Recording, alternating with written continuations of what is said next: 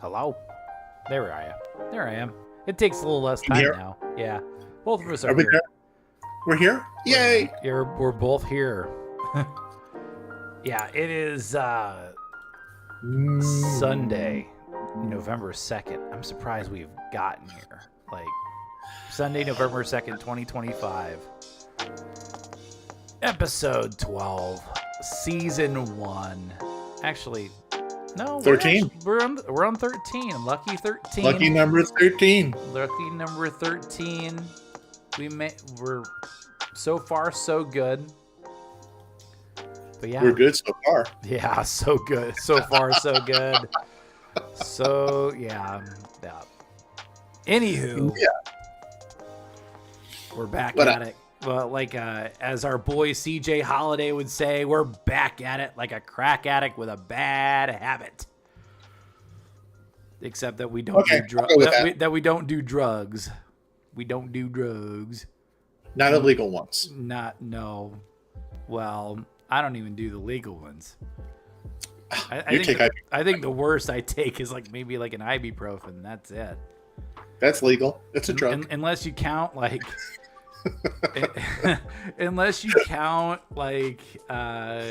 oh gosh, Tiger Balm and BioFreeze at night. Dog, let me tell you what you can do with that stuff. Nope, that's on a different channel. Throw it in the trash. But I needed to move and bend over. That's what she said. That's what she said, dude. Yeah, man. Oh gosh. Man. But no, this is a chill episode today. I mean, our November is getting loaded, Ed. It is. Rick! Hi, Rick. Oh, did you see Rick? Yeah, he just said hello, boys. Oh. Hi, Rick. Thanks for joining us. Rick. Yep, I see Rick. I guess I shouldn't have had that coffee right before the stream. Oh, yeah. So you drank a coffee. I got me my Monster Rehab. That's crap. It's bad, but hey, it wakes me up. Otherwise, I was gonna be really lethargic going into this. I was gonna be like, oh, okay. That's vitamin B1. Oh yeah, to give you energy. Yes. I need to take that. it. I need to take that more often. Yeah. And then vitamin D, because I think this is the time of season where people become vampires and they like to stay inside the house because it's cold outside. Although we're very fortunate to live in Texas because it's mostly sunny. And this is if you have issues with liquid in your body. Liquid in your body. Oh gosh, what kind of liquid? It regulates fluid like everything else, including urine and Okay. So, I got you. Okay. Huh. I mean, I got that mental image and I was like, okay, all right, I'll leave it at that. I'll let sleeping dogs lie. Take the pills. Open the floodgates. Yeah. Just whatever you do, don't take the laxatives. You'll be on the toilet all night. No, that's bad. Although there is something really good that helps out with muscles, and it's called Calm. CALM, Calm. you mix it in with your drink, but if you drink too much of it, it becomes a laxative. You basically you sit on the toilet and you're just letting it all out. Let it all out. You're letting it all out, but it's not bad. Like if my muscles got really that bad, like especially my back muscles, I would be like, okay, all right, let's take that. Let's take a spoonful. Let's throw that in with water or drink, and it's flavored. It's got a subtle flavor to it. It's not bad. And I need to find it again. I need to look at natural grocers and see if they got anything like that. But it's kind of like Metamucil, isn't it? Kind of, but it helps. Except it's not for digestion. Yeah. No, it's to help.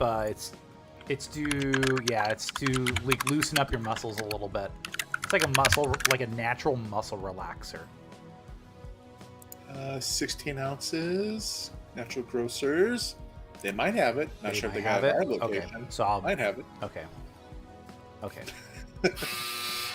And then somebody's washer or dryer just went off. It is available. $40 each. $40. Okay. That's not for the a pound. other world. Okay. That's not the other world. Especially if you need to go poop. Yeah, especially if you need to defecate. I don't know how we got down the road to defecation, but you said it's like a laxative. I went there. Okay. So I led you, and then you were like, "We're gonna go all the way. We're not gonna stop." It's all your fault. Yeah, and it's pointing over at me right now. Ha ha ha ha ha! Look at you! Look at you! You got me going. How's your week been, by the way? It's been, I guess you could say it's been anti-productive. Anti-productive. I've never heard that before. Well, usually you try to get some things. Do stuff. Usually you try to get some things done. Yeah, I mean, I'm always usually trying to get something done, but I've got these people I live with that just kind of make that hard. You go do one you thing can't and throw then your wife under the bus. Well, I've also got a child here. See, Grandma's out of the house right now, so I can't blame her. She's been gone for the last couple of weeks. All right, but you're blaming the son. You're throwing the boy under the bus. Hey, he runs and slides under the bus. I don't have to throw him nowhere. That little turd. And your wife is probably happy to throw him underneath the bus too, right? If she could. If she could, she would. I got you. Okay. All right. So anti-productive, anti-productive. You try to go clean something, they unclean it. You go cook something, they make a mess. You know how that goes. Yeah. It's one step forward, two steps back, right? Exactly, all the time. But we're getting there. Yeah, I'm. What about you? What's up? Well, I mean, I had a 4-day work week, which wasn't too bad. I was trying to get everything all caught up. Sounds like Japan. Yeah. It wasn't too bad, and then Thursday I had to go down to Lubbock to go cover a football game, and then on Friday I had to go all the way up. And on Friday we were checking out. Well, because Friday was Halloween, wasn't it? Yeah, Friday was Halloween. So we went to the Spirit Halloween store. They still had stuff left. There was still a whole crap ton of people that waited till last minute to figure out what they wanted to be for Halloween. Right. I went as a broke sports journalist, so. Yeah, broke sports journalist, and as with my fellow colleagues out there, although I think my friend Clint Breakbill, he actually showed up as a sports journalist with at least a little bit of money to him, because he was on the locker room and he had the really nice suit, and yeah, he has nice suits. He's a very dapper looking person. Cool. Compared to Kale and I, we're very casual. I mean, it's nothing really crazy. We don't have any crazy golf shirts or anything. And I mean, the golf shirt designs are always interesting. But yeah, I mean, yeah, it's I showed up but I went all the way up to Groover, Texas. And we were talking about this before we jumped on, but Um, the only place I could go eat at was like at an Allsup's, and I had like a chicken burrito because I've been on a chicken kick as of late. Because earlier in the day on Friday, I went to Slim Chickens. I took Mom over there. Mom's like, it's so expensive, and I'm like, but I liked Slim Chickens though. And that's a discussion for another day because oh my, Tyler doesn't like Chick-fil-A. We should burn him at the stake, or at least give him a dirty look. Screw Chick-fil-A. Yeah. We'll wait until Corin Davis decides to hop on someday and give us that argument for Chick-fil-A. But right. my mom's she's a big Raising Cane's fan, where I'm like a Slim Chickens guy, and I'm not a KFC guy. I mean, like, if I'm really craving, like, the famous bowls are okay, but they're not exactly healthy for you. I do like the mashed potatoes with like the chicken, with the little chicken bites, and then the little bits of shredded cheese in there, and yeah, and the gravy. Although like poutine is so much better. Poutine's like, fries with gravy and. Nice. Although I think I'll name drop another friend. I'll name drop a Maya Whisper, and she has a different pronunciation for it than we Americans do because we're uncultured swine. So, I mean, we're not uncultured by any means. We know our stuff. Rick can prove that. But yeah, like, but it's poutine to us, damn it. So it's poutine. Word. Yeah. But poutine's pretty good. Like, it just depends on where you go. Because we don't have Tim Hortons here. And, if you mention poutine, like, people are like, what? What's that? Like, but then again, like, people don't understand brisket like Texans do, man. They don't understand brisket. So, I mean, I do love me a good brisket, like a Tyler's Barbecue. I know the place is named after me, I suppose. I'm famous enough in Amarillo to have a barbecue joint named after me. But the brisket at Tyler's Barbecue is actually it's pretty good. It's pretty stellar. It's probably one of the best brisket places in town. Gosh, have you had one down the street on either marketplace? Market side, you mean at Market Street? Yeah, Market Street. I guess they've only got it down here off Saucy. It's pretty good. Yeah. That's Market Saucy, Street. You can never go wrong with Market Street. I'm sure you can never go wrong with HEB either. But they got like a One's Barbecue. I forget what the hell the place is called. It's like One's Barbecue and something. And they've got brisket and they've got rib. They got sausage. But yeah, their brisket's pretty good. Oh, yeah, that does sound really good.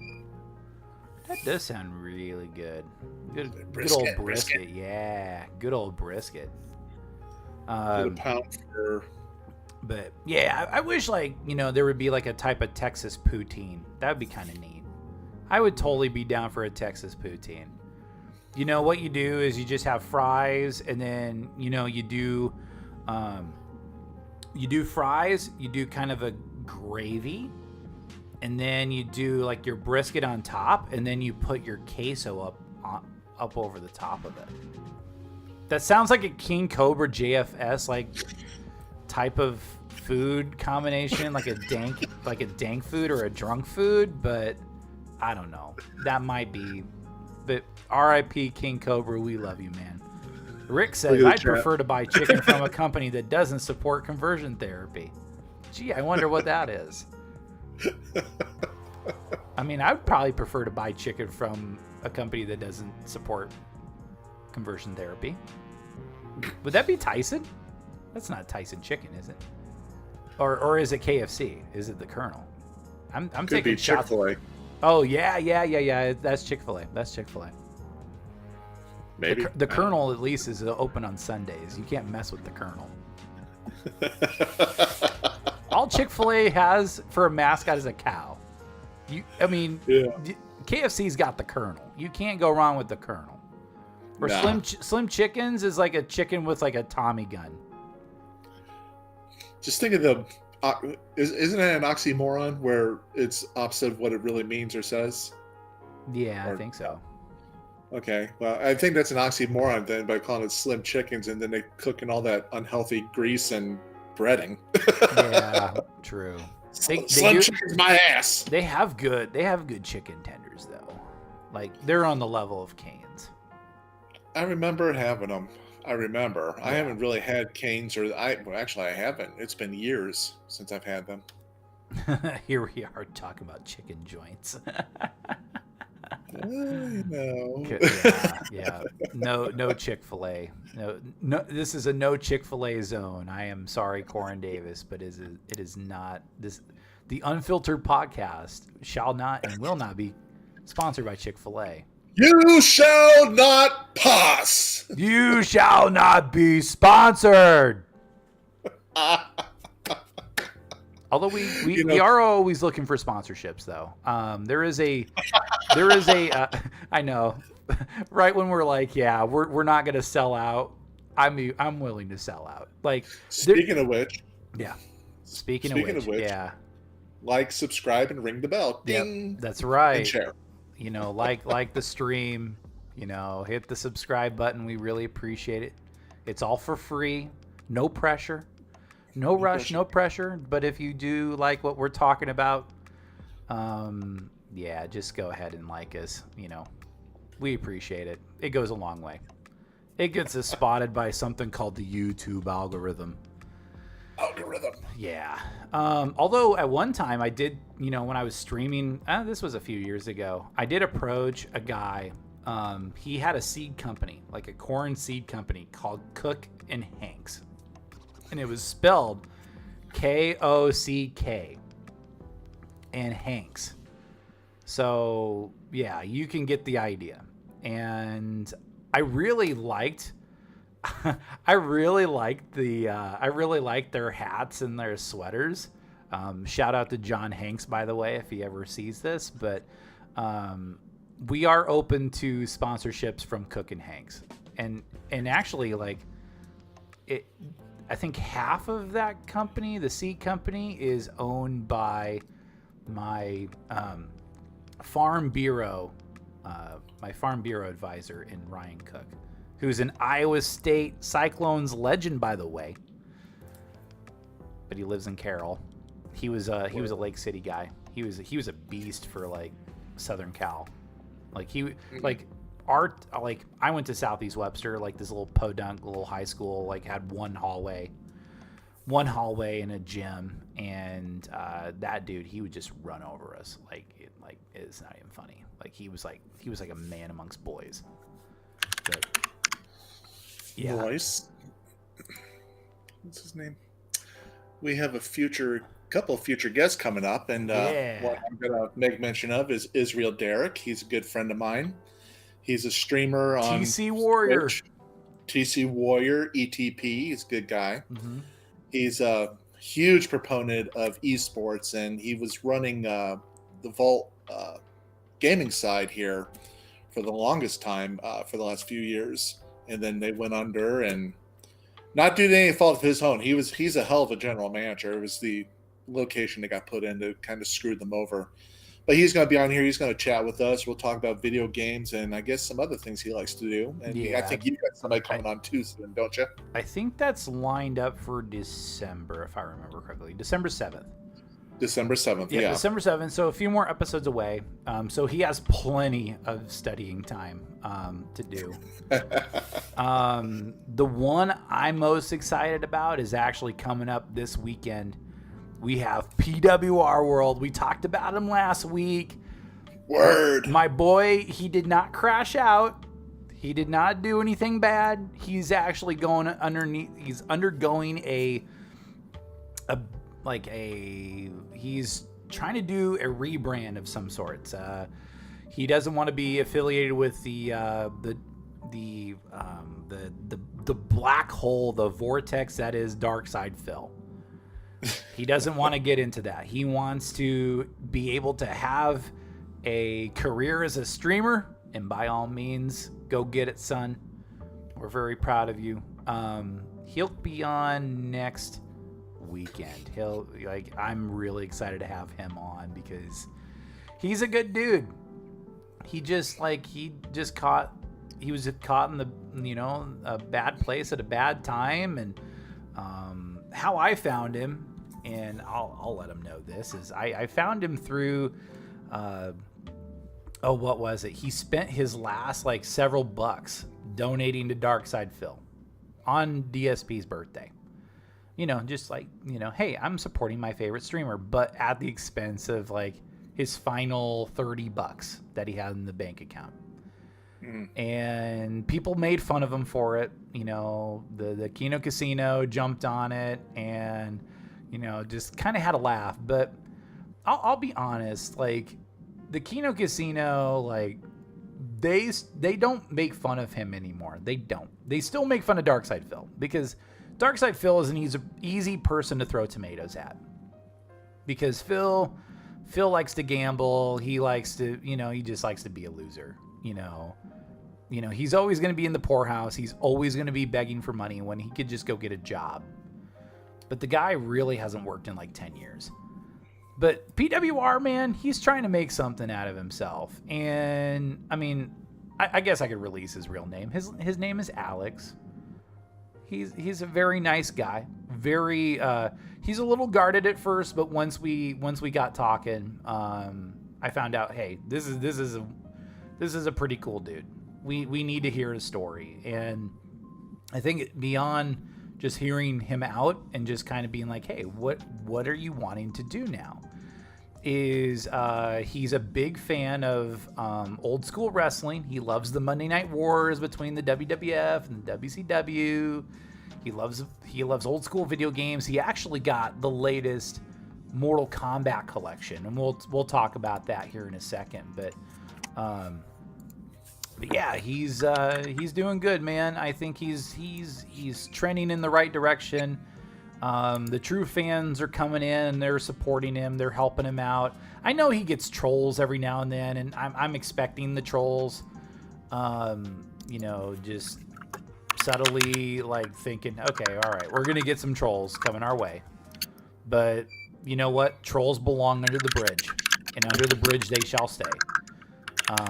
We just want to hear Alex out, and we want him to be safe and comfortable, so we can bring him back for WrestleMania time. So we can talk about some wrestling.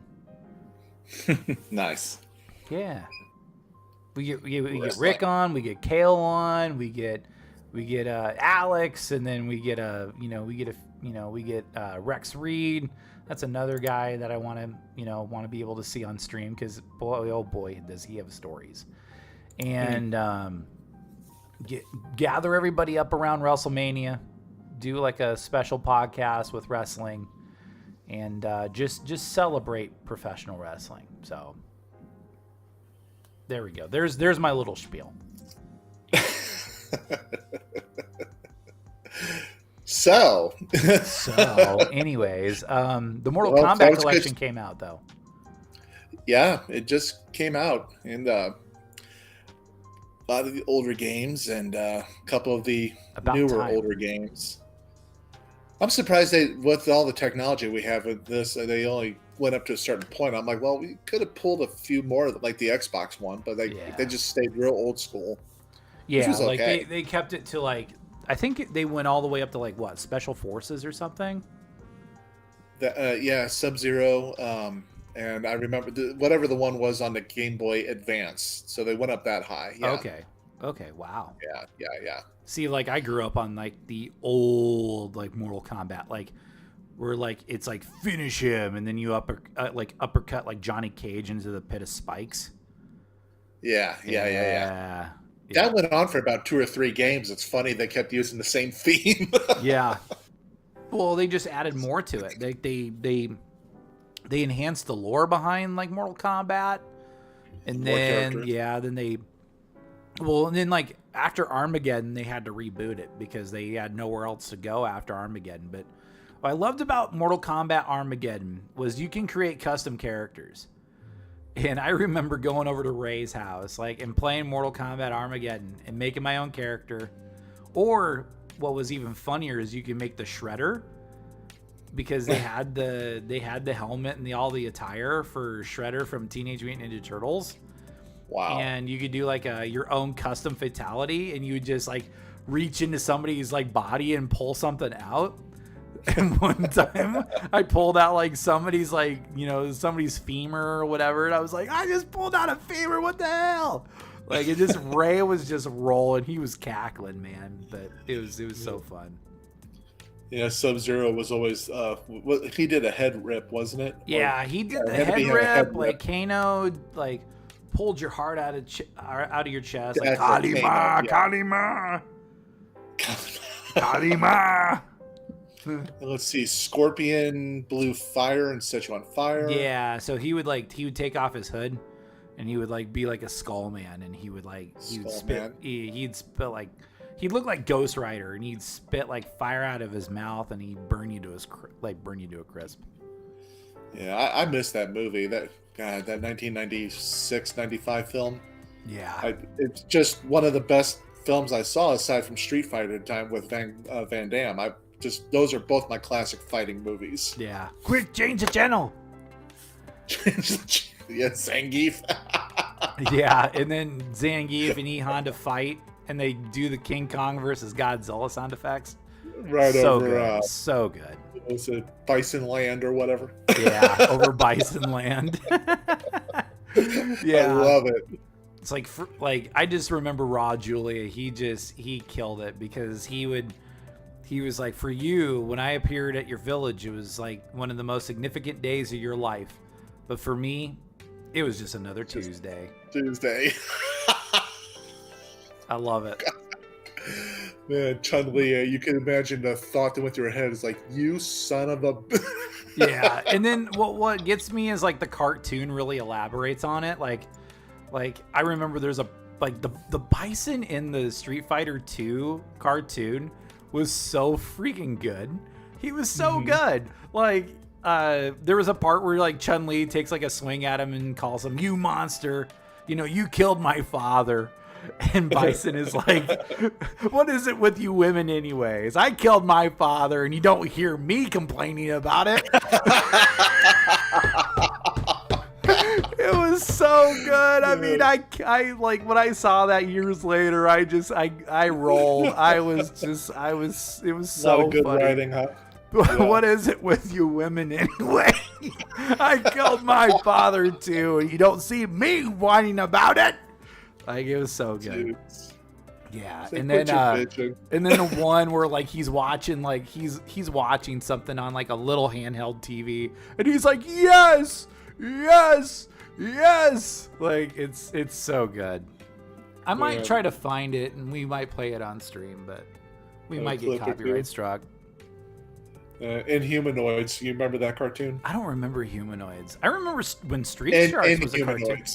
Inhumanoids. Yeah, there was like these big monsters, and then there was this team of 4 guys, and they just went around, kept fighting and outsmarting and doing whatever. It was, I don't know if you remember this. There was this monster, like basically its rib cage open, and then it could encompass one of the good guys and keep them in there. It was Hasbro was responsible for all these toys. Yeah.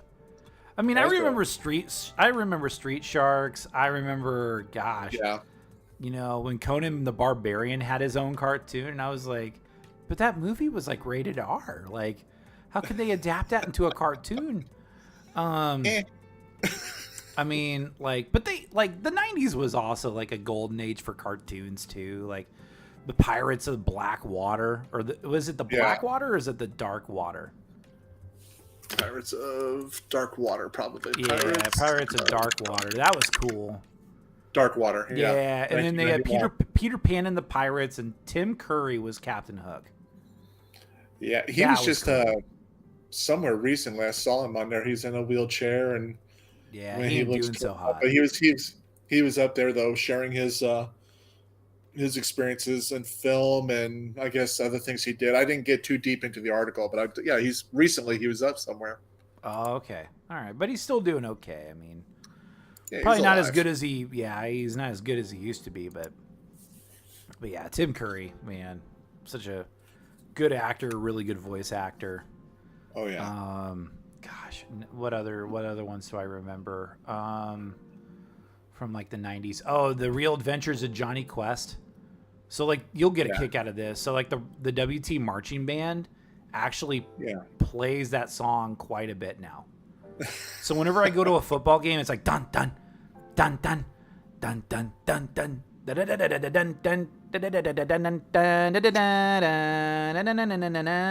I get such a nostalgia kick. Right. And then their halftime show is all Minecraft. Which I'm like, I don't understand. I'm like, okay. I mean, I'd be willing to play Minecraft. I was with you, and now I'm like, eh. I'd be willing to play Minecraft, but like, do they play like the theme song of the real Adventures of Johnny Quest? And I remember when that cartoon came out, it was a big freaking deal. They used to play it, not on Cartoon Network, but they played it on like TBS and TNT, and they marketed it as like this marquee event.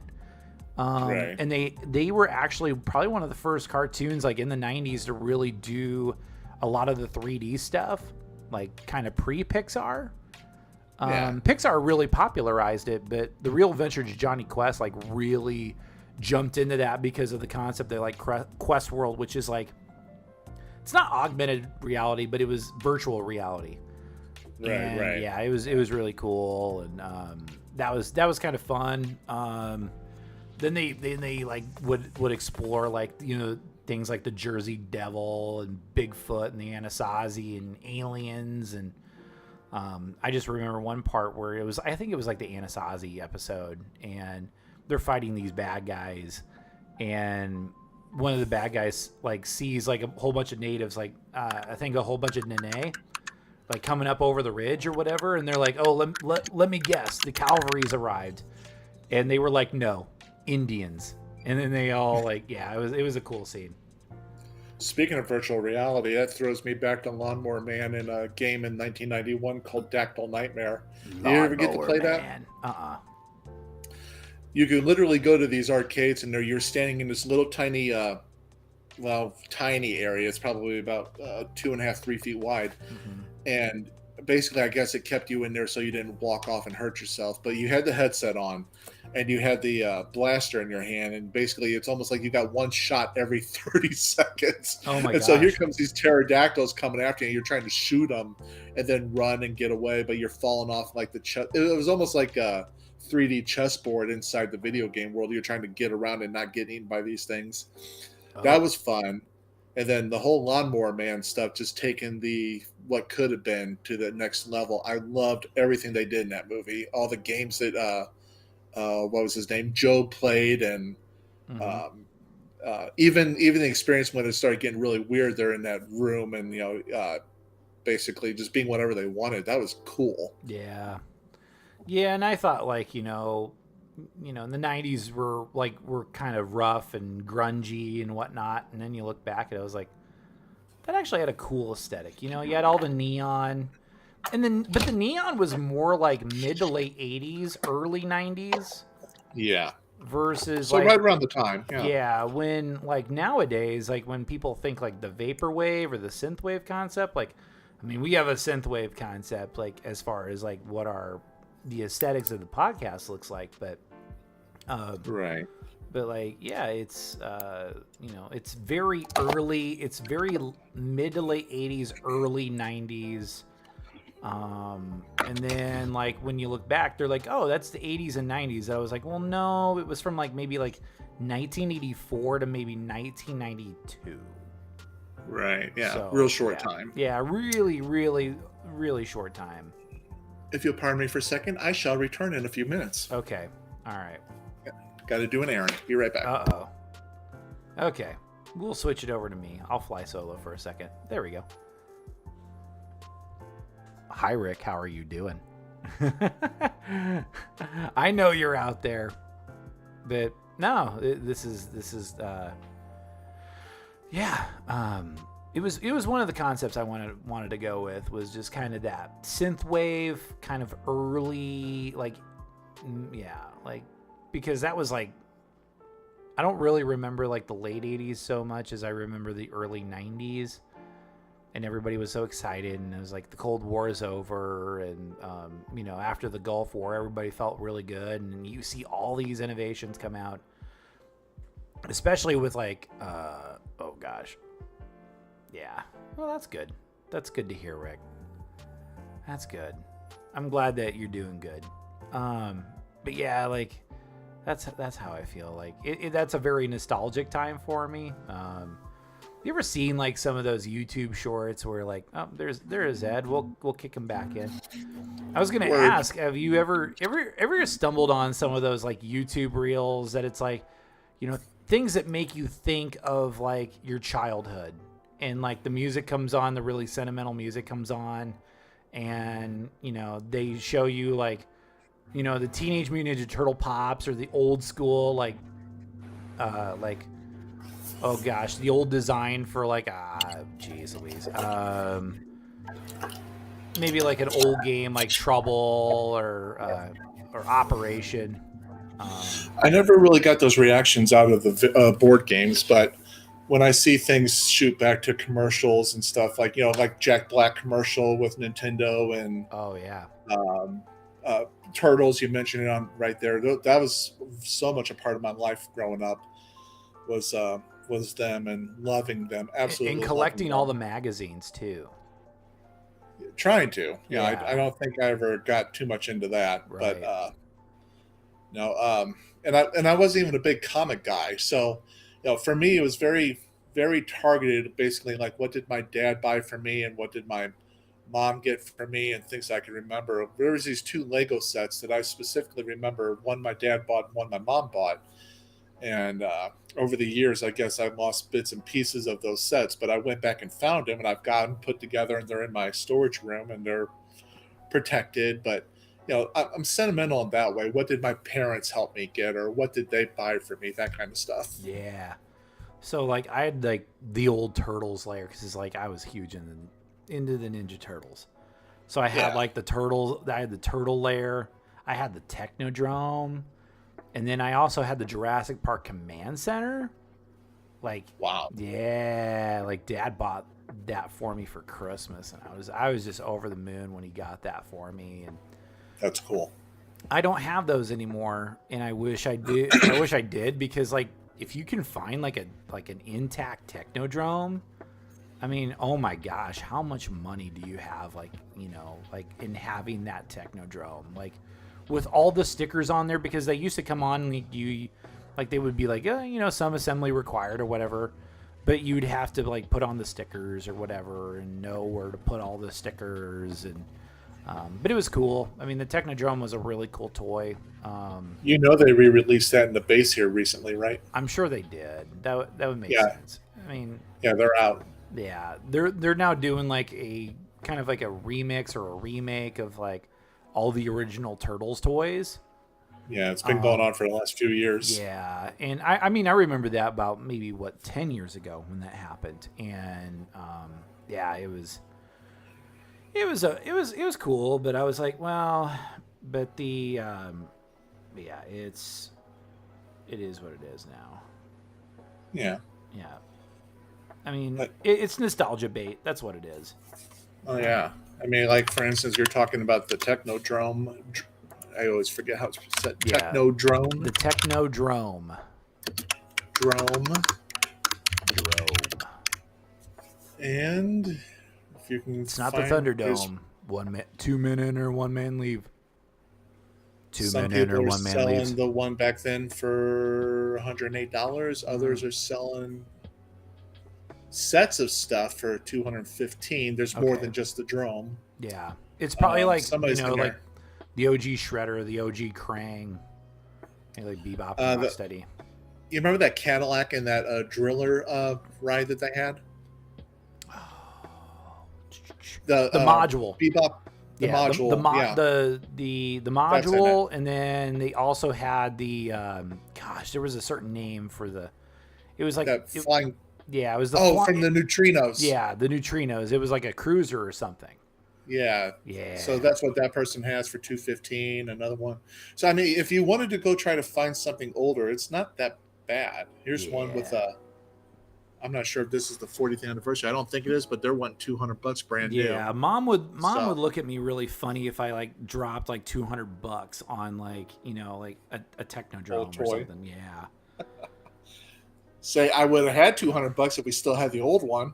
Yeah, exactly. But It's fine. It's whatever. Like I had some of the the rare toys too. Like like I had like Anthrax, and he was like a mutant ant. Did you have Scratchy or Scratch, whatever his name is? Oh gosh, I had That's the like the Holy I had the Grail. elephant. I had the elephant. I had a Right, mutant yeah. lion called Lionheart. He was pretty cool. Man, now we're gonna get down like the turtles figures type of thing. Yeah. I had the Scratch is the Holy Grail. Scratch is the Holy Grail. I may not have had Yeah. Scratch. Yeah, he's a cat in a prison uniform. Oh yeah, I don't think I had him. Yeah, somebody has him listed for $1,100, Who? and others My goodness. brand new. I don't know if Yeah. that can't be a re-release. No. But 80 and 90. Yeah. Wow. Yeah. Wow. But like I had the Triceraton, and I had I had the snake. I had the cobra. I had the cobra guy. Yeah. Yeah. Not like the G.I. Joe like King, like not the G.I. Joe cobra, but he was like a literal snake. I don't remember his name. He called. I just found him. Snake Cobra Scaletail. Scaletail, that's his name. That's him. Scaletail. Yeah. $50 for just the figure, basically. Yeah. Yeah, they go. Which is insane. I used to have Mona Lisa too. Mona Lisa, like that only made one appearance in the cartoon. They teased bringing her back, but they never did. Never got Right. around to it. Gosh, I'm trying to think of like the other figures that I had that were kind of hard to find.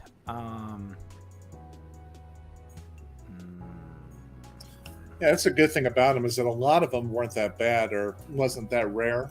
A lot of them weren't. Yeah, a lot of But them weren't. Apparently, there was a very short run of Scratch there, and that's why he is like the most valuable one. And it's like, Oh, good God. interesting. Wow. Yeah, I never had Very. him. I don't think I ever had him. Because I wasn't interested in him.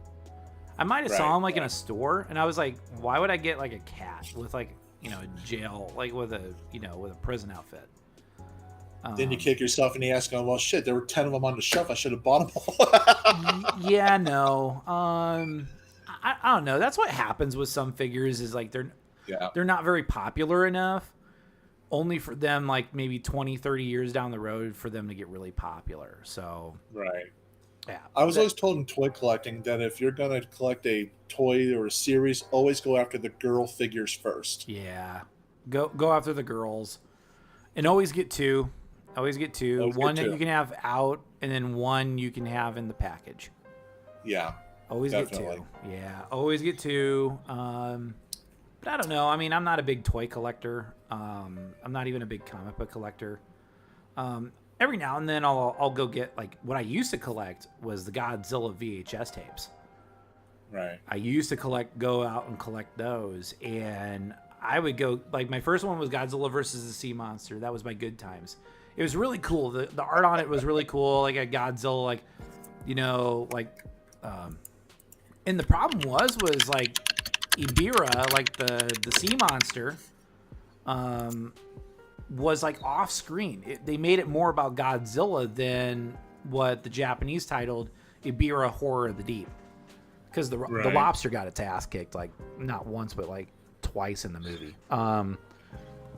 That was my first one, and then like there was a series of them, and they were really cool. Like they looked like the monsters were about to like engage in battle, and that was really cool. Like you would see them at this is a place I really missed, and this was Suncoast Film Company. That like they used to have stores in the mall, and they used to have like all these movies or whatever. Oh man. And then before they closed, they went more in the direction of anime. Yeah. And that's where I found like Oh My Goddess the movie, and that's where I found like this Bell Dandy that I spent like 15 years trying to find, and then I went ahead and I dropped a whole bunch of money on the figurine, and now it's in the trailer at the farm. Like it's it's safe, but I don't even have it out anymore. And that was my whale for like 10 years. At least 10 years. That was my whale. I never fathomed. I remember somebody said, "Oh, we've got all the Disney Vault released VHS movies and blah blah blah blah blah," and they were in good shape. Oh yeah, the Diamond Collection. I think this was back when I was younger, though, so I'm not sure when the Diamond Collection came out. Yeah, it was the Diamond Collection. That was when we were kids. Okay. Back in the 80s? Yeah, back in the 80s and 90s. Like, it was called the Classics.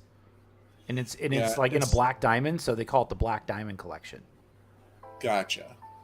I couldn't remember, but I guess the point I'm making is that I could have never fathomed that a goofy movie VHS thing could have been worth money. And so, when I think about some of the movies I had, I'm like, well, crap. They're gone. No kidding. But at least I can go get digital copies of all this stuff and be able to watch it. That's good. Yeah, that's true. But, I mean, just nothing beats the old VHS tapes. Like, is that a feeling for you? A little bit. Like, having to go to the store and go to, like, let's say, well, I didn't have Blockbuster.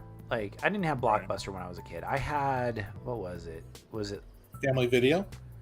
It was before Family Video. It was a local place, and it was called, I think it was called, like, not Freedom Video. It might have been, like, either Freedom or Independence Video. It was kind of cool. And it used to be, like, it used to be, like, a standalone. Come on. It might have been called Liberty Video. Who knows?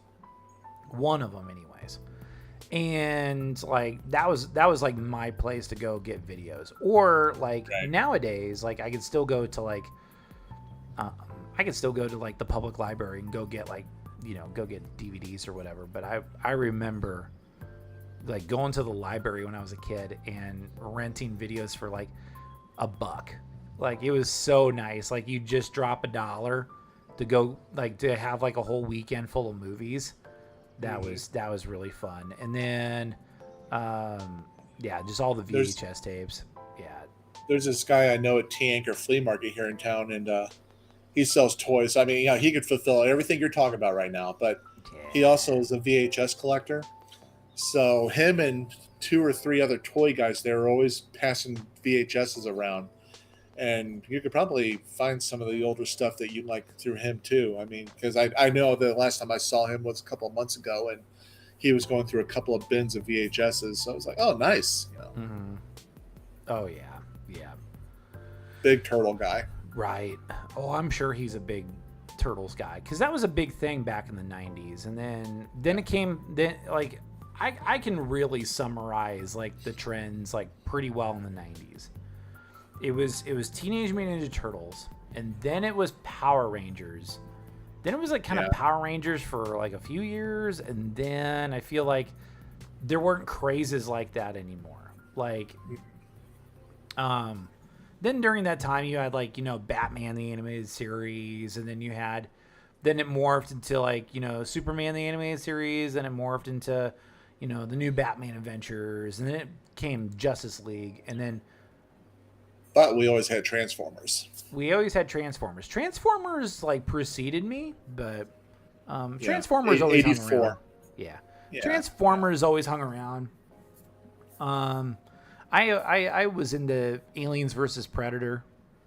That was always really cool. They had some really cool toys, and if you go to like some comic book shops, you could still find the old toys.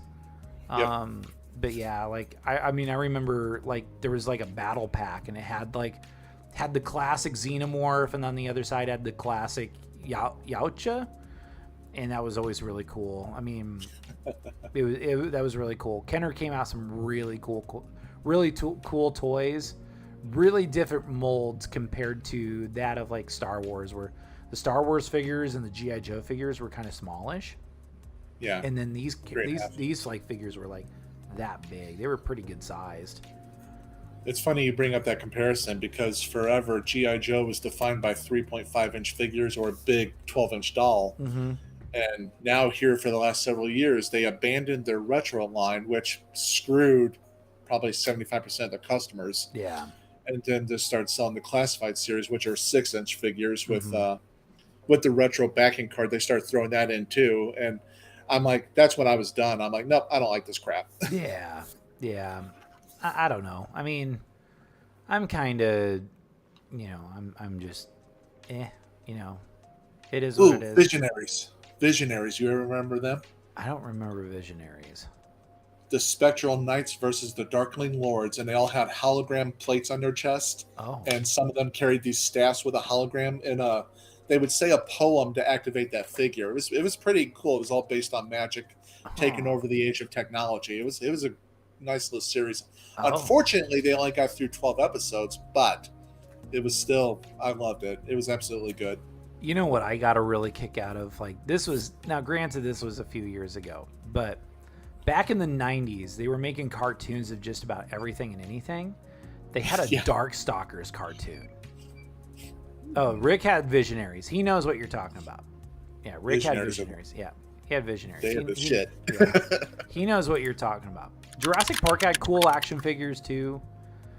Toys. Darkstalkers toys? Yeah. Well, no, not the toys. They had a cartoon series, and it was only like maybe 12 episodes long, and it was such a bastardization of the game itself. Like, they had this young, it's like a young kid with like magical powers. Okay, all right. Rick says, "Remember Crystar?" Do you remember Crystar? Hold on. I don't remember Crystar. I do not. Okay. No. Okay. But anywho, the Darkstalkers cartoon, it had a young magical boy named Harry.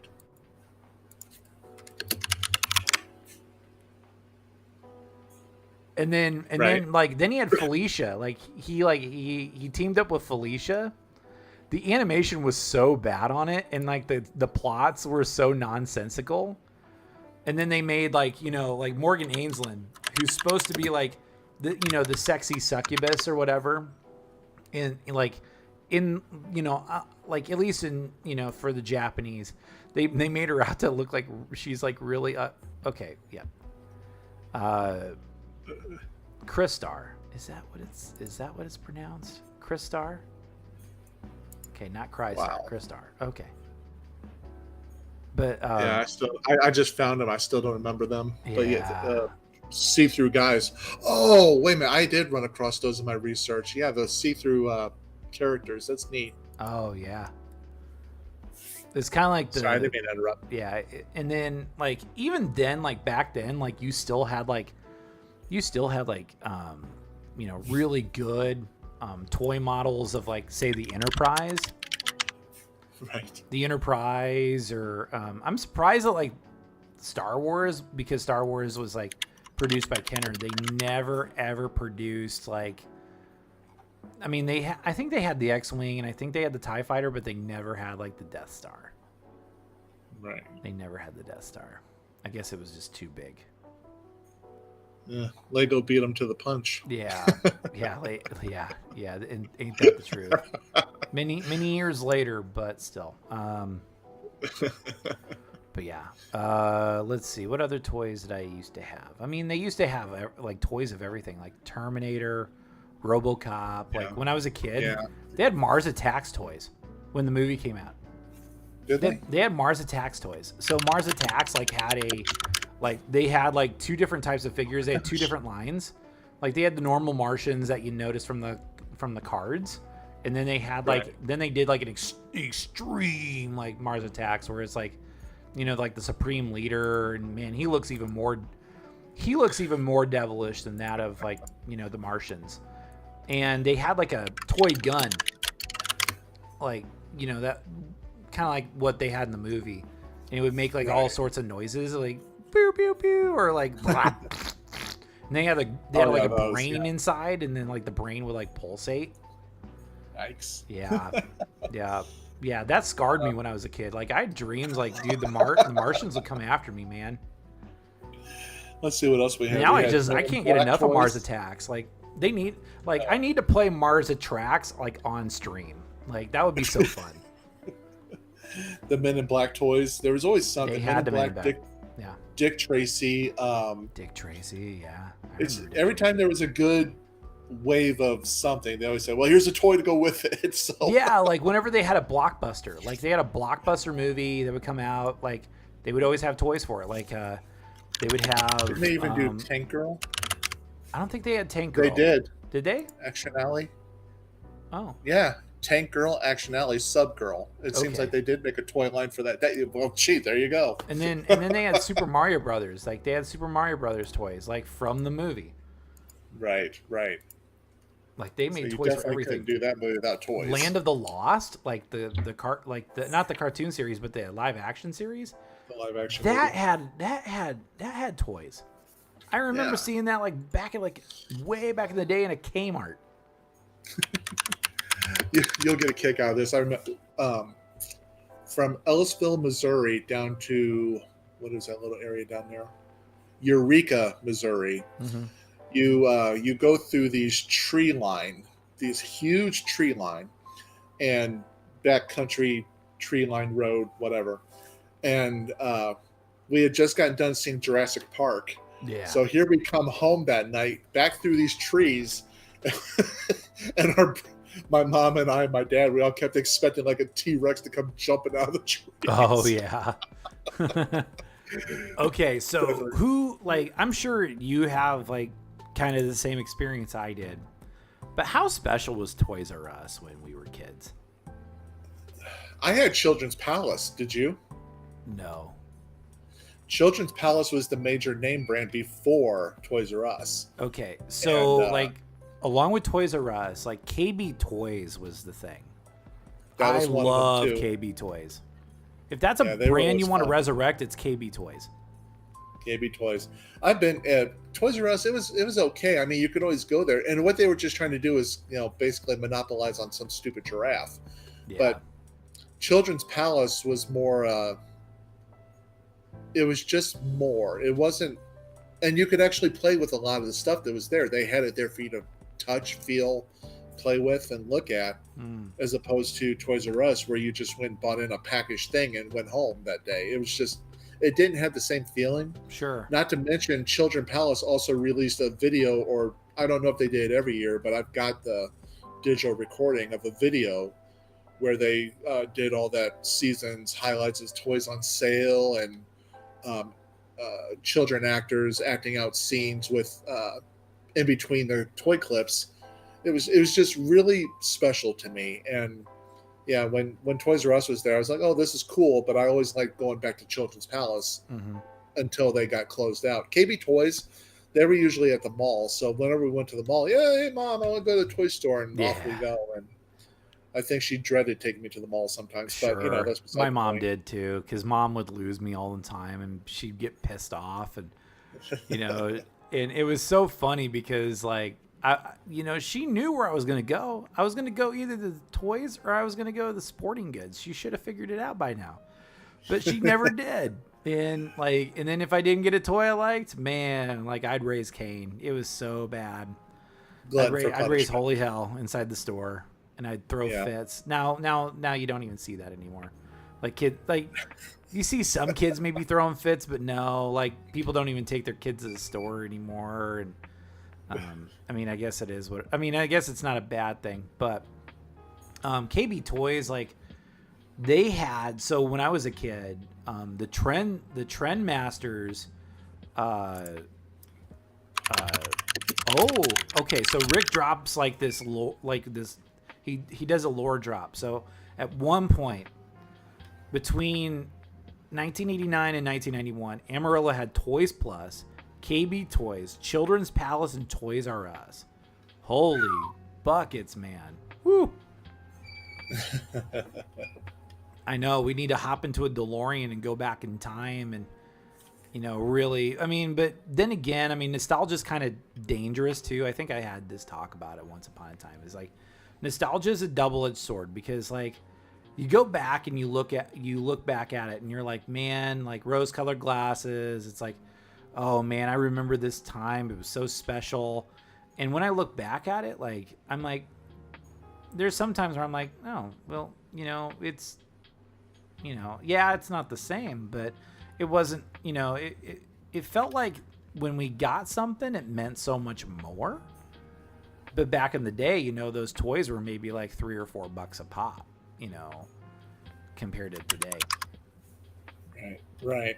But you could also find great toy selections at Best Products, Albertsons, Mervyn's, Dillard's, and Sears. Okay, so Sears had a really cool like video game section, like at, you know, because like, man, when I went to the mall as a kid, that was like a magical experience, because Sears had, like, if mom was like, hey, I'm gonna go to Sears, let's go to Sears real quick, you could go to the video game section. They had an entire video game section, like with like N64 or like Super Nintendo, and then like you had all the games behind the glass or whatever, but you can actually play the games as demos, which was really fun.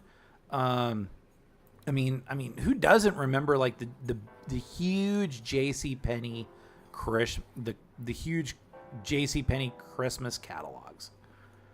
I mean, dang, there were so many things I circled like on the, like, oh man, like, and then like I would say by Christmas those catalogs were all worn out, because they used to have like a spring catalog, which nobody really got because there was no toys.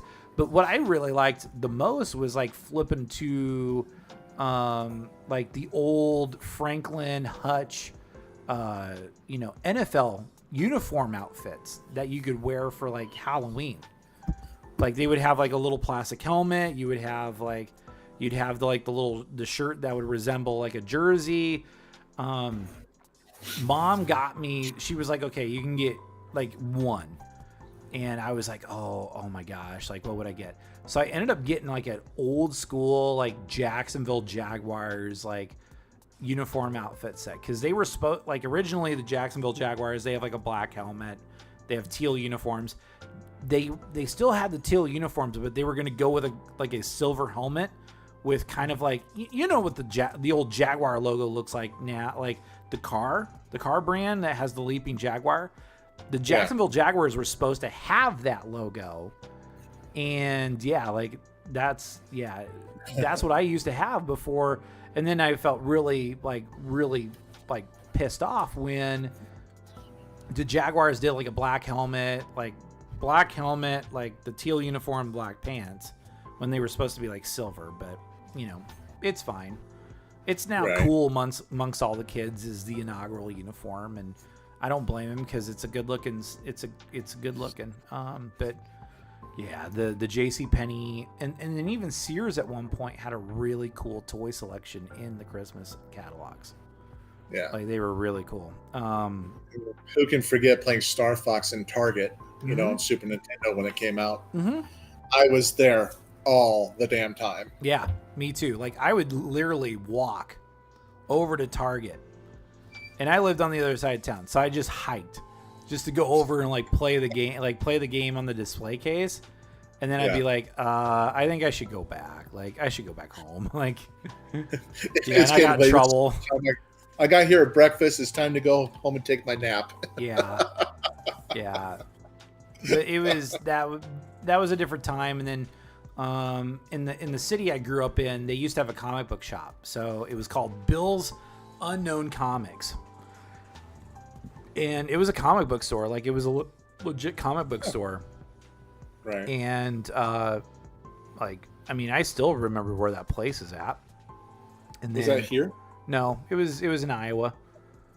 But I mean, it's no longer around. It was only around for like maybe like a couple years. But I swear that year that I went there was like, that was golden, because I was like, man, it's within like biking distance. And, you know, comic books were like $2.05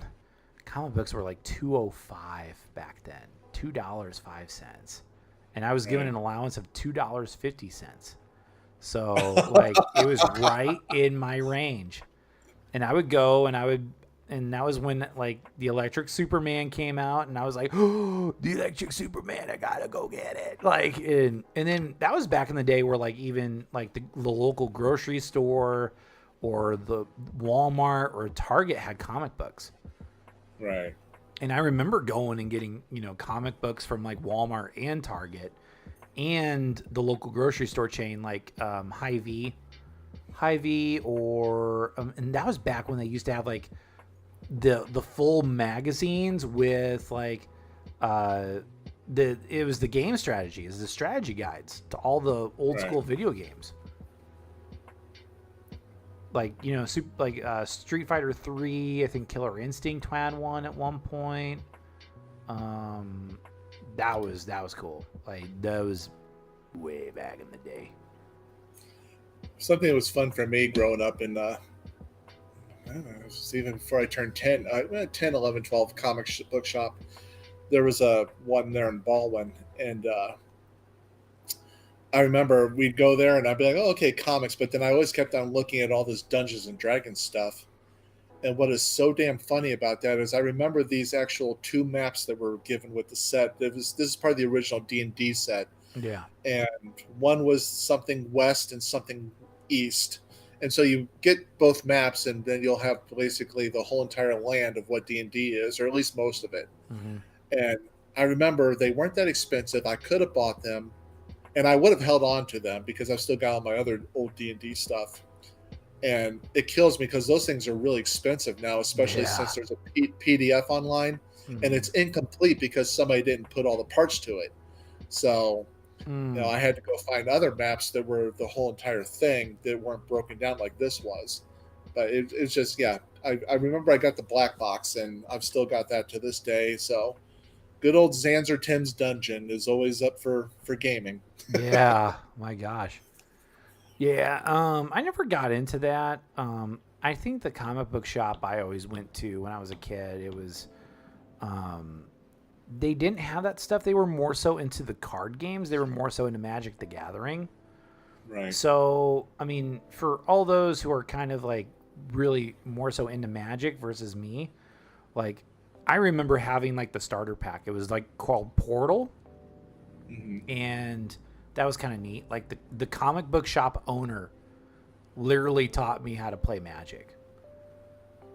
I don't know how to play it anymore though. It's so old. Like I don't even remember. But I always kept the pack, and I think I lost it somewhere along the way, but you know, it is what it is. I mean, some things get lost due to time. Like my Pokemon cards. Like, I mean, I had a ton of Pokemon cards. Like I had like all the holographics, and then I ended up putting them up for auction because I was like, Mom needed money to, you know, to move on. And, you know, that was part of the, you know, that was a rough time. But I remember seeing that go up for auction, and it only sold for $20. And imagine if the guy still had it, how much money that guy would have, because he would have he would have a holographic Hitmonchan. He'd have all 3 of the mystical birds. I never had the holographic Charizard, but I think I had like a holographic Blastoise and a Venusaur and a Mewtwo, and I had, and then during the when the first Pokemon movie came out, they gave out a special card, right? And it was like the ancient Mew, and I remember you could find like Burger King ran a promotion where it had like the Mew, and you could like if you bought like the Happy, like not the Happy Meal, but if you bought the kids meal, like. Right. BK Big Kids, the BK Big Kids meal was it? I think that's what it was called. But they would have the Mew card when you bought it, so that's when people like went like, yeah. The merchandising was so crazy back then. The kids today don't even know about that. No knowledge whatsoever. Yeah, you were talking about Magic the Gathering. I wanted to tell you real quick that it's not that hard to pick up at all. Just the thing that sucked about the game through the last, forever, is that they always end up adding a brand new rule to the game and a new ability. So it's like, I jumped in when it was 3rd edition back in 19, and so 19 something. So there's been 50 new rules and abilities since then. But like I said, it's not hard to jump back in. No, but I don't know. Those are simpler times. I remember they used to do they did a Aliens versus Predator card game back in the day. Mm-hmm. One of these days I need to go harass Lord Mollington enough to have him explain Oshi Push, like the rules and everything, because I think you could play a digital version. I mean, I did ask some people I knew, like it was like, hey, how does that go and everything, but But yeah, like Oshi Push would be something I would probably get into these days, but I'd probably just buy like two starter packs and then call it good, and then yeah, Right. I wouldn't go too crazy. Nah. No, I mean, and then my cousin, he was into Yu-Gi-Oh. He was into Yu-Gi-Oh cards, where back in the day I was into Pokemon cards. Like, I mean, Right. I'm still a big fan of the OG 150. I remember there used to be books. Like magazines, like almost like magazines you flip through, and then like it give you all the information on the original 150, which was I thought was cool. Right. Yeah. I remember a few years ago, Nintendo, during the end of the 3DS's life, they re-released digitally the blue, yellow, and red Pokemon games. I played the crap out of the yellow. Like I had Yeah? a friend that had a yellow, and I played the crap out of it. It was so fun. And I was pretty good at forget how many Pokemon too. hours. I was pretty good. Yeah. I forgot how many hours I put on my blue. I think it was 70 hours, but it took me 20 years to play that 70 hours. Oh, I'm So sure. I finally finished it. I got all 151 Pokemon. There was a glitch to get Mew. Because that involves the truck, doesn't it? Like you have to go back and forth with the truck. Truck. Yeah, there's like a wagon or a truck that you have to move to enable to like get Mew or something. No, it was a glitch where you basically went somewhere off screen, paused the game, did something with your fly ability, ended up over here, went down to talk to a person that you left alone way early in the game, Mm-hmm. and then all of a sudden you were fighting this unregistered Pokemon, Oh, and then whatever happened, and then it came into existence and you caught it. That was one way to do it. The other way was at an official release party where people used that link jack for your Game Boy mm-hmm. to be able to transfer it to people. But Oh. evidently not everybody went to that, so you hacked the game and that's how you got it. Oh, crazy. Huh. But yeah, 20 years and 70 hours. That's funny. Dang. Oof. Interesting. Yeah. I never went that deep into stuff. Never went that deep. I had to. It was a goal to complete something from 1998. Why Yeah. not? Oh my gosh. 1998. Oof. Yeah.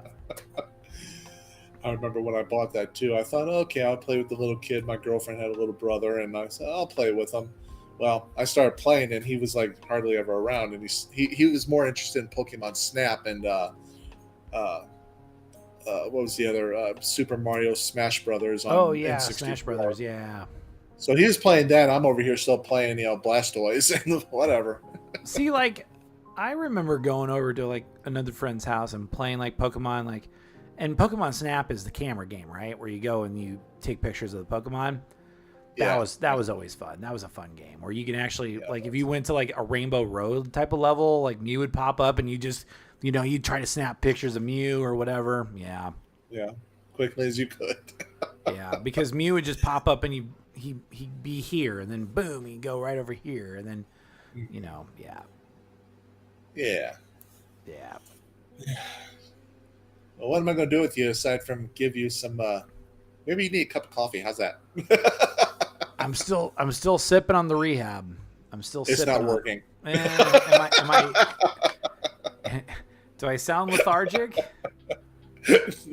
I thought I was sounding halfway decent for a second. I don't know. Just giving you holy hell about it. Nah, that's all right. That's okay. I'm just like like busy week. Yeah. And then it's like another few busy weeks, and then it's already like it's already be like Thanksgiving, and then give it another few weeks, and then boom, it's Christmas time. It's like, oh my gosh, Christmas time already? You need to drive down Coulter near the mall, heading towards 34th. Mm-hmm. Yeah, because after you leave the mall's parking lot, you're going to see it. This house is decked, covered, whole ground covered. Christmas ornaments. Yeah. As looking like yesterday. looking like the Griswolds from Worse. Oh. Worse than the Griswolds. Worse than the Griswolds, huh? Wow. So I had to laugh. I said, here was Halloween, and boom, here's some crackhead saying, "Oh, it's Christmas time." I'm like, just as bad as Walmart. Give us a moment to breathe. Knock it the fuck off. I know people that like once Halloween's over, they're like, all right, let's put away all the Halloween decorations. Let's put up the Christmas tree. And I'm like, too early. Like, Thanksgiving. Yeah. Like, I guess nowadays, like I think Mom and I would wait until I would wait, like when I had my own place, like I would wait until like maybe the first week of December to really put up Christmas stuff. And I didn't even put up that much Christmas stuff. I just had like a little like the little Mario Brothers like theme tree, and I'd put that like in the background. Like you could see that in the older streams when I used to stream. So yeah, way back when. I used to put a little tree in the corner and I'd light it up, and I'd sit in a dark room like Ed is right now, and yeah. And then like I'd have that tree going and I'd be streaming games or whatever, but yeah, like that was cool. That was like the extent of Christmas. I would put out some things like that were more Christmas themed or whatever, but that was about it. That was about it. And I didn't really do it until like December. I was like, oh, should I be decorating for Christmas stuff? Oh, and then I did buy like a small tree. Like I bought like a 4-foot tree. And I still have Snoop, like, like you have the elf on the shelf. Like there's like kind of like a parody of that called Snoop on a Stoop. And I bought that, and I actually put Snoop Dogg, like I used to put Snoop Dogg on top of the tree. Jeez. Yeah, and it's so good. And then I would just decorate, and then like I remember like I did an Instagram post one time, and I was like, yeah, Santa Liger came to town. He dropped off all these toys, all these goodies for all his friends and family, and that was fun. That was enjoyable. A couple of years ago, I bought this tree that I was gonna say, knock knock, hi mom.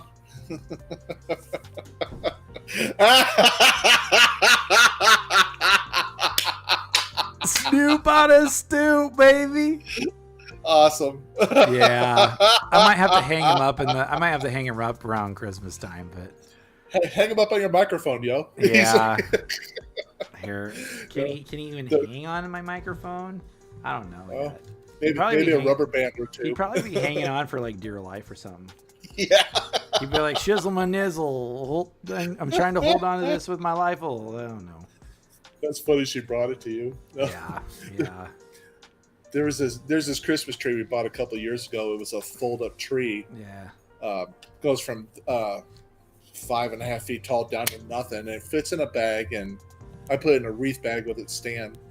And that's about as Christmassy as I like to get, because unfortunately, like, glitter and all this crap gets everywhere, and I can't stand it. It's just such a mess. Yeah. And like when you go to the stores, you look down at their floors and they're just covered in this crap. And I'm like, why do people want this in their homes? Like, yeah. So like when I worked in a garden center, people would want the live trees, and then you're supposed to like put a little bit of water in it just to kind of keep the tree. Yeah. Because, I mean, it's basically like operating like with a severed hand. Like if you cut off like your arm or whatever, and you decide to stick up your arm, like then you have to like put something on it to like, keep the blood flowing or keep it circulating. And are we really making this correlation? It's kind of how I view it as. But I don't know. You are morbid. How am I morbid? Well, we're talking about a Christmas tree in a water bowl. Now here you are talking about severed limbs and. Yeah. So yeah. Oh no. Snoop's hat. Where did Snoop's hat go? Oh, there it is. Snoop Dogg got duped. Yeah. Poor Snoop. I'm sorry, I didn't mean to interrupt, but I couldn't help but laugh when you sat there and said, it's kind of like this. I'm like, what? Oh, I don't know. I love it. Yeah. No, but go ahead. Continue with your analogy. You keep the arm alive, and what? Yeah. So like you have to put water in it to keep it going. Like, And Right. people would dry out their trees, and they'd be like, "I don't understand why my tree died like 2 weeks 2 weeks away from Christmas." It's like, did you buy the tray with the water in it? They're like, "No," and I was like, "There's your problem. Yeah. Have you watered the tree? You watered the tree." Have you seen Christmas Vacation? Because when the dog ate up all the water, Yeah. the tree became flammable. Oh, see, I lost the sunglasses for a second, but there we go. There we go. All right, Snoop Dogg's back, baby. Snoop Snoop on on the a stoop. stoop. Yeah, I'm just gonna put him like right next to the power bank, maybe. There we go. That is funny. Yeah, I'll have to do like a little garland or something around it for Christmas. I don't know. That'd be kind of a fun touch. Yeah, maybe I'll hang a string of lights right from my door right here. Who Yeah. knows? Yeah. Yeah.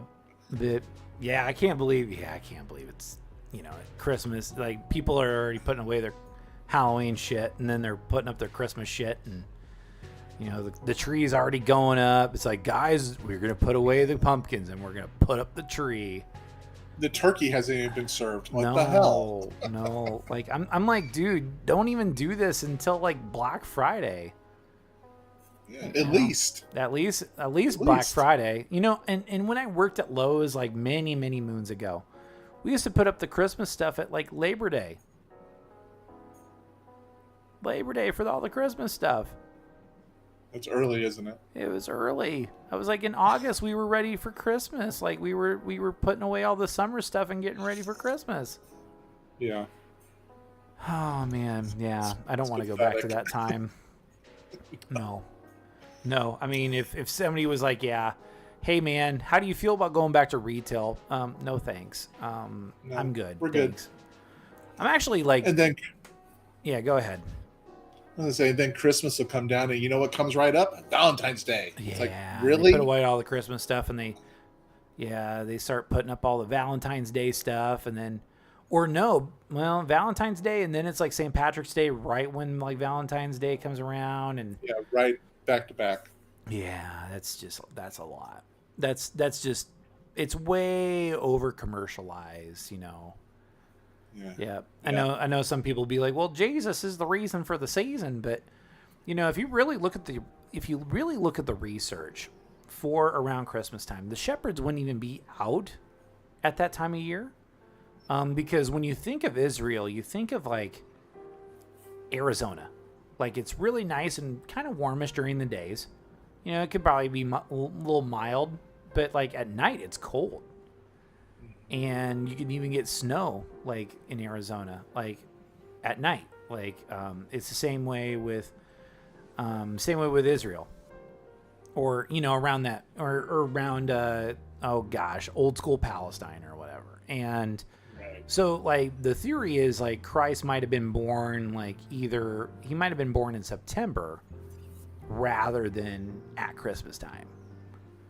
And I love arguing with people over that. They're like, he was born on Christmas. It's like, no, that is a adaptation to a pagan ritual known as Saturnalia, which is like where people eat, drink, and be merry.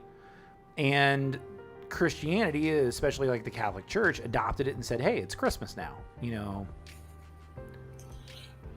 But I mean, yeah, that's how You say adopt, I am. I say assimilated. Yeah. But I mean, it is what it is. Like, I mean, that's how like some mainstream religions really catch on, as they adapt to local customs. I mean, look at today is All Saints Day. Well, it's not All Saints Day. It's not Day of the Dead, is it? I think Day of the Dead was yesterday. Yeah, Dia de los Muertos. And that is an adopted custom from earlier customs predating when Catholicism came to Mexico. It's yesterday and today. It's yesterday and today. So Dias de los Muertos. Okay, so Days of the Dead. But yeah, like, I mean, like Saint Death is like is an adaptation of of like a local custom. It's like how people like, Germany originally came up with the Christmas tree. Although like they didn't have like the lights that we have now, like the LED lights. They used to put candles on there, and I would not want to put candles on a Christmas tree. Especially at the Griswold's house. Yeah, no kidding. You'd burn down the house, but yeah. But, you know, it's, you know, it like Christmas and like a lot of things are just adaptations of earlier things, like of earlier beliefs or of earlier customs, and it's just adapted, and it says, oh, hey, like, you know, it's a-okay to celebrate now, which I think it is. It's fine. It's whatever, you know, whatever floats the boat. But yeah, like, but yeah, the theory is not like, oh, hey, Christ was born on, you know, Christmas Day. It was more so like more so in September. But anywho, I'm meandering. So yeah, don't get me going. Is this where I'm supposed to jump in and say, no, Tyler, stop, come back? Yeah. My grandfather would be like, hello, Earth to Tyler. Say, get off that ledge. Get back over here. What the hell's wrong with you? Yeah. Oh my gosh. Yeah, I get into some pretty deep rabbit holes. I mean, everything's an adoption of another thing.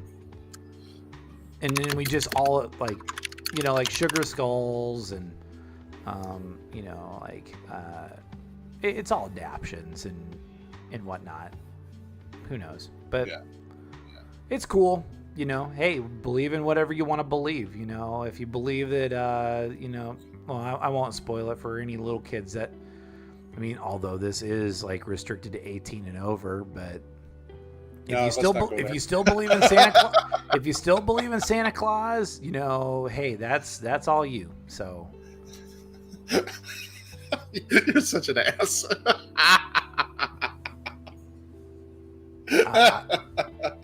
I don't know. I mean, who knows? You know, every year, well, I'm not sure if it's been this year or the last, but there's that asshole from that church who makes sure to go up to those little kids at the mall who are waiting to see Santa and starts spouting off his nonsense in front of those kids. No. And he calls it his job to make sure that the parents aren't lying to the kids. And Santa Claus ain't real. Jesus is the reason for the season. Oh, God.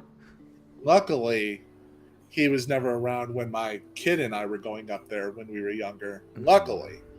Because I wouldn't have done anything to him, but I would have gotten my kid out of there real quick and done everything in my power to block out his voice. I'm like, you know, up yours, I'll decide when I tell my child something to give them hope and dreams or ruin their reality. But that's my job, not yours. Right. Yeah. Well, and I think the guy forgets these modern, like, these contemporary Christian voices tend to forget that Santa Claus is a kind of a modern incarnation. I mean, it's over commercialized, sure, but it is descended from Saint Nicholas, and Saint Nicholas was like, there was a reason why he was a saint. And then, like, there were different names for St. Nicholas, like Father Christmas and, you know, and still, like, if you still read, like, 'Twas the Night Before Christmas, like, they mention jolly old St. Nick. And that has a Christian background to it. Now, like everything, it's been commercialized. I would even argue that, like, Jesus has been commercialized. And yes. A lot of people miss the point. And, but hey, that's a discussion for another day. You know, I'll argue that. I'll be like, hey, look, over commercialized, and, you know, people tend to forget about the real thing. But my views on religion are extremely radical compared to that of other people's. I mean, right. But then again, I'm old school. Like, if I go to church, I stand up to sing my hymns. I sit down for the readings, and then, you know, and then I might, you know, then I'll enjoy the sermon, and then we'll go through all the other stuff, and then we'll have coffee and you know, chocolate bars afterwards. So, but, yeah, I don't know. I just don't, like, stand there for, like, the first 20 minutes of service and raise my hands and No, I don't sing it. I'm just like, this is dumb. Like, I feel like Beavis and Butthead, like at something. I'm just like, Speaking of Beavis and Butthead from the 90s, that was a good cartoon. Yeah, this was a really good cartoon. It was really good, but I remember some like episodes that did not get onto like the anthology DVDs or the Blu-rays. Yeah. I wish they would capture all of those episodes and they would just put them on. That'd be so nice. But who knows? Yeah. Like everybody has their hands up in the air and waving them that they don't, that they just don't care. And I'm standing there like, Beavis and Butthead. And I'm like, this is stupid. This is stupid. Yeah, like, I mean, I remember doing that when I was a kid and, going to like a contemporary church service.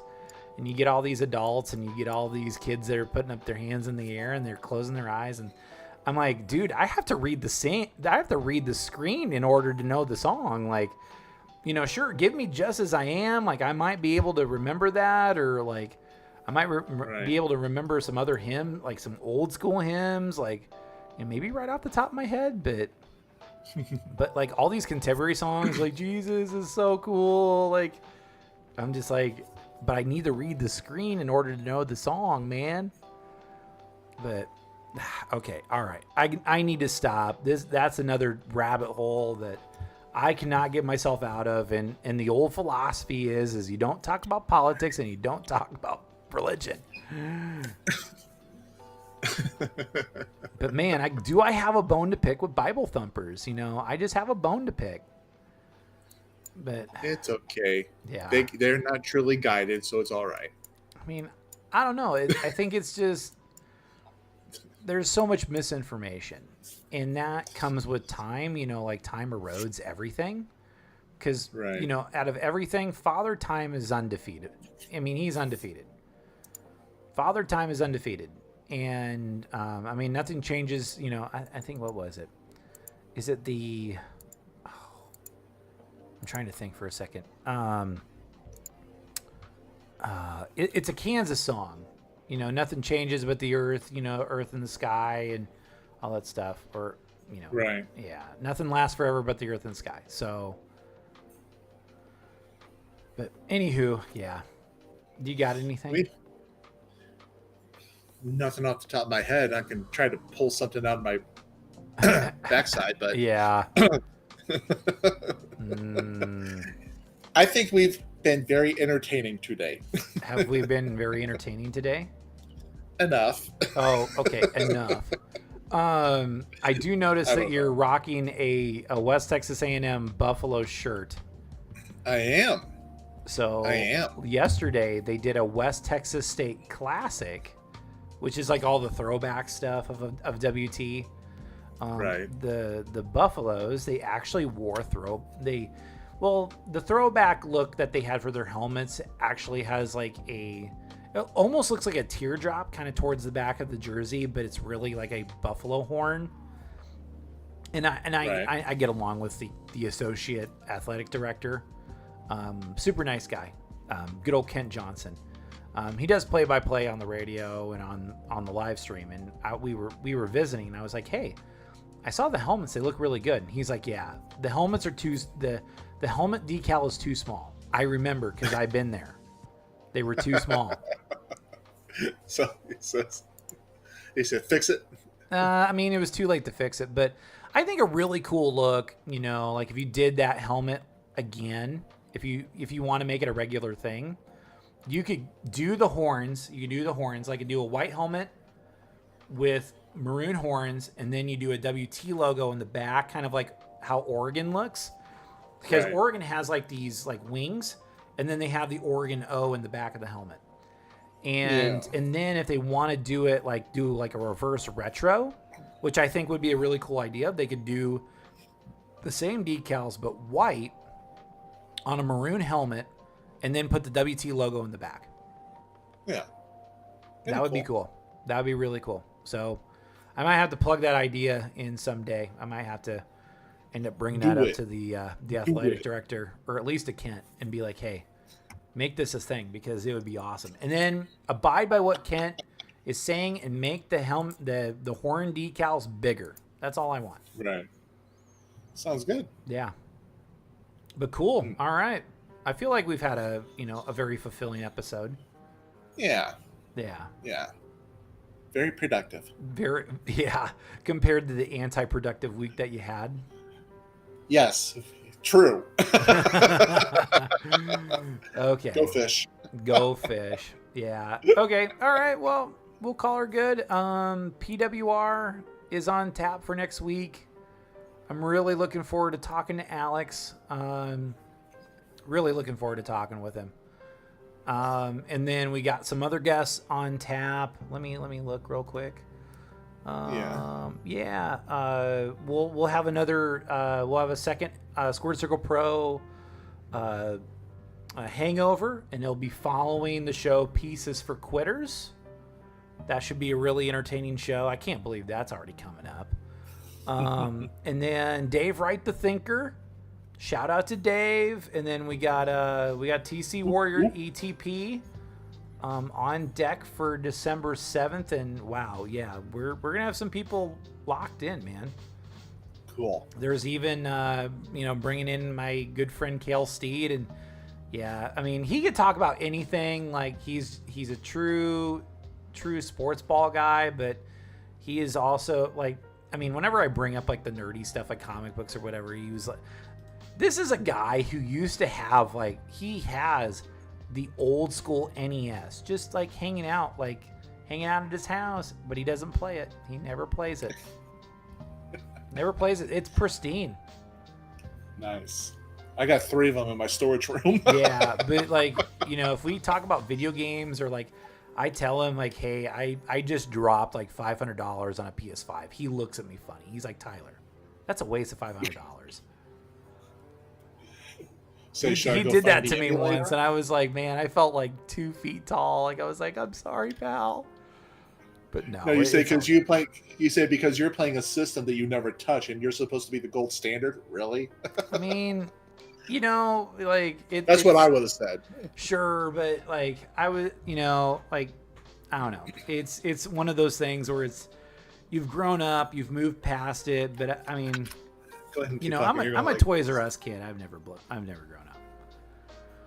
But okay, alrighty. Well, I think once Ed comes back, we'll do the sign off.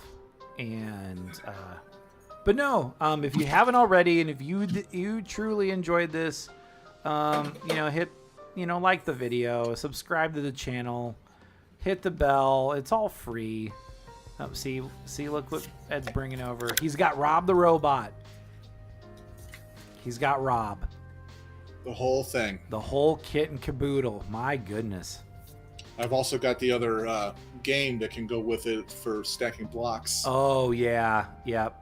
The game that the angry video game nerd gets mad at. Yeah. Yeah.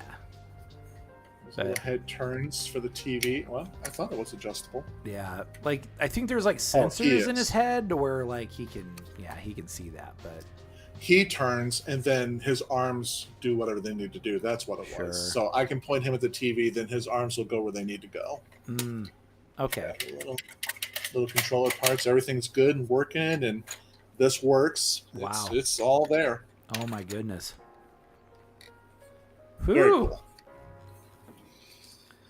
But anywho, I think it's a right time to be all right, time to sign off, right? Time to sign off. Yeah. Okay, I already did the subscribe and ring the bell.